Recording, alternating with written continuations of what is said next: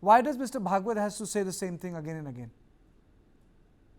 No, I think Kartikeya, Mr. Bhagwat, see, that has been those who understand RSS a little bit deeply.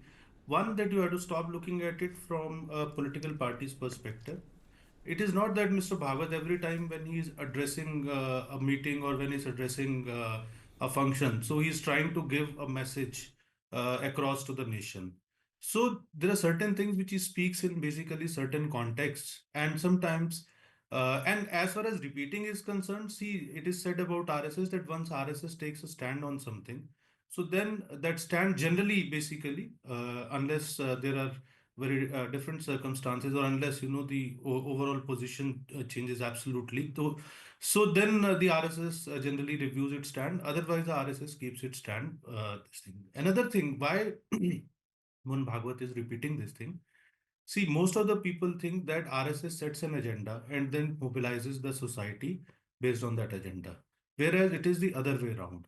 The RSS generally tries to sense what is the mood of the society, and then it voices, or it basically, whatever it does, it reflects the mood of the society. For example, so the mood of the society, generally, I believe the RSS is getting a sense that, there are certain people who, by raising this issue of that this mosque was a temple, so it has become kind of a fashion, and the fringe elements basically, which are trying to use it as a shortcut to establish themselves basically as leaders or as face of Hindutva, which they are not. Another important thing is, see, RSS doesn't have the monopoly of Hindutva. I was looking at one of the questions which you said.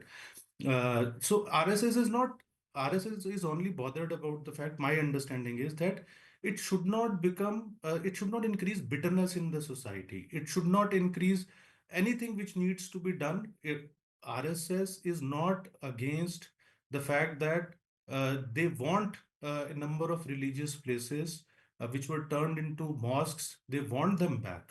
That is a clear stand of RSS, especially on Kashi and Mathura also. But it has to be done in a certain manner. There's no need to be shrill about it. It can be done within the constitutional framework, as it was done in the case of Ram Temple.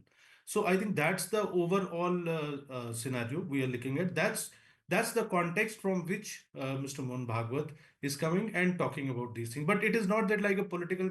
See, when Narendra Modi addresses a You made a function, strong so point. then I'll come to it. I'll come to it. I need to go to the other guest. But there is another development, and I must play out the bite of CM Yogi Adityanath, and that actually happened couple of hours later.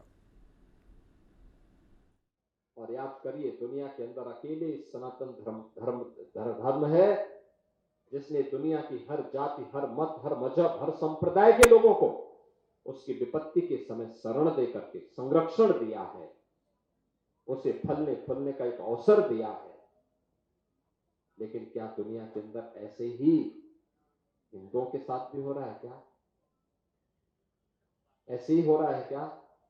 आज बांग्लादेश में क्या हो रहा है?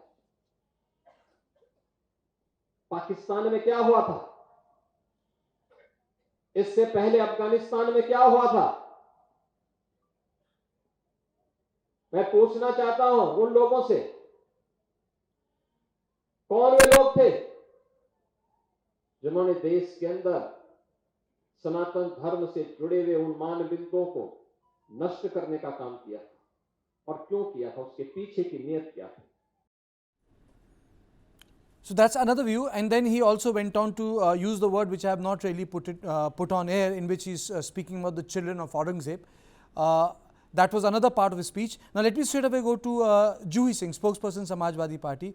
Juhi, how do you see the statement of Mohan Bhagwat and the subsequent iteration of Yogi Adityanath on the children of So, Aurangzeb?